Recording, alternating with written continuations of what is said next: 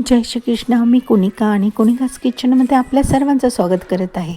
सर्वांची मनं पोटं तृप्त झालेली आहेत आणि सर्वांची पोटं तृप्त करून आता मी माझा विचार करते. मी माझ्यासाठी इथे सँडविच बनवते, झटकीपट एकदम फास्ट, कारण की जास्त वेळ नाही आहे माझ्याकडे. आधीच मी दिवसभर थकलेली आहे, ऑर्डर्स होत्या, त्यानंतर बरीच कामं होती आणि अजिबात माझ्यामध्ये पेशन्स राहिलेले नव्हते. तर मी काय केलं, मस्त इथे 2 ब्रेड घेतल्या, तवा गरम होता त्याच्यावर ते छान असे गरम केले. गरम केल्यानंतर मी त्याला सकाळी मी नाश्त्याला ब्रेड रोल बनवले होते, त्याचं जे स्टफिंग होतं ते स्टफिंग मग मी त्या ब्रेडला लावलेलं आणि लाल चटणी केलेली होती ती लावली. आणि एका साईडला मी इथे पनीर घेतलं, पनीरची स्लाईस केली आणि ते पनीर छान मस्त असं तव्यावरती खरपूस होईपर्यंत त्याला मी फ्राय केलं. त्याच्यावर मॅगी मसाला टाकत गेली, आलटून पालटून ते छान क्रिस्पी केलं मी. त्यानंतर मग मी त्या ब्रेडवरती जिथे मी बटाट्याचं स्टफिंग टाकलेलं होतं आणि चटणी लावलेली होती त्याच्यावरती मी ते पनीर ठेवलं. पनीर ठेवल्यानंतर त्याच्यावर मी पुन्हा मॅगी मसाला टाकला. मॅगी मसाल्याने त्याची टेस्ट फार छान येते. मी तर म्हणते ना, मी जर का बटाट्याचं स्टफिंग आणि लाल चटणी नसती टाकली आणि फक्त मॅगी मसाला जरी टाकलास तरी खूप भारी मस्त त्याची टेस्ट आली असती.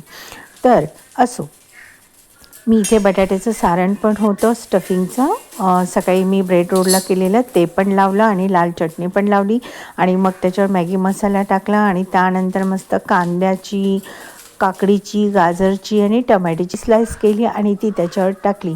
आणि याच्यावरती मी अजून तुम्हाला एक सांगते, जर आणखीन एक स्लाईस मी याच्यावर ठेवली असती ना आणि त्यानंतर ब्रेड ठेवली असती तर आणखीनच छान असं ते झालं असतं आणि चीज भरपूर सारं टाकलं असतं. तर पण जे होतं, मी नेहमी सांगते ना, जे असतं सामान, त्या सामानामध्येच आपण एक पदार्थ बनवायचा असतो. सर्व असल्यानंतर तर कोणी करणार नाही आहे ना, जे आहे त्यामध्ये उत्तम पदार्थ झालाच पाहिजे अशी माझी विचारसरणी आहे. त्यानुसारच मग मी इथे ते तसं केलं आणि मग चीज नव्हतंच, मग जे होतं ते.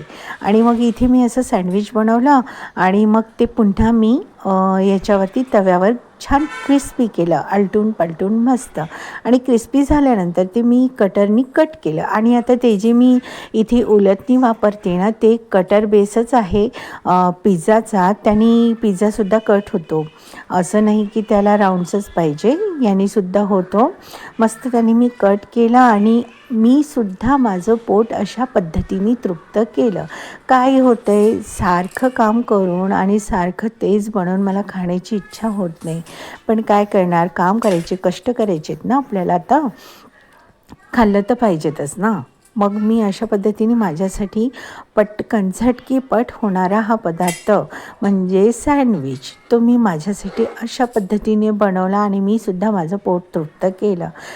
अजिबात नाही, खाण्याची इच्छाच होत नाही ना. भाजी नको, चपाती नको, डाळ नको, भात नको, कारण मी ते बनवून बनवून दुसऱ्यांना खाऊ घालून मला आता ते नकोसं झालेलं आहे. तुम्ही म्हणाली काही बोलते, पण खरं आहे हे.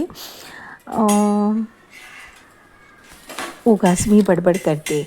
थोडक्यात काय, तर मी इथे ना पनीर स्लाईसचं सँडविच बनवलेलं, अगदी झटकीपट, खायला अगदी यम्मी आहे, लहानांपासून मोठ्या आरामात खातील.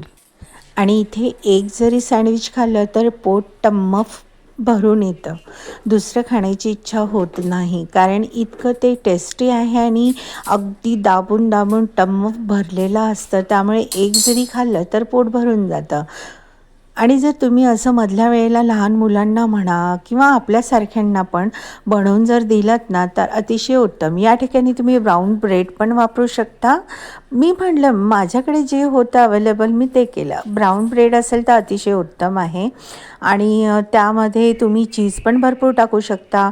इथे मी 1 स्लाईसचा वापर केलेला आहे पनीरच्या, तुम्ही 2 पण स्लाईस टाकू शकता. आपल्या आवडीनुसार तुम्ही यामध्ये भरपूर काही टाकू शकता. मी जे होतं आणि मला पटकन खायचं होतं म्हणून मी इथे अगदी शॉर्टकट असं हे मी पनीर स्लाईसचं सँडविच माझ्यासाठी मी बनवलं होतं. एका सँडविचमध्ये माझं पोट अगदी भरून गेलं होतं. दिसायला पण खूप सुंदर आहे आणि चवीला पण छान आहे, अगदी मस्त यम्मी. मी तर खायला एक नंबर चटोरी आहे, कारण की मला असं चटरपटर आवडतं खायला. आणि मीच नाही लहान मुलंसुद्धा अगदी आवडीने खाणार आहेत असा हा पदार्थ आहे. आणि आपल्याला जर का पनीर स्लाईस सँडविच आवडलं असेल तर कुणिकास किचनला सबस्क्राईब करायला विसरू नका.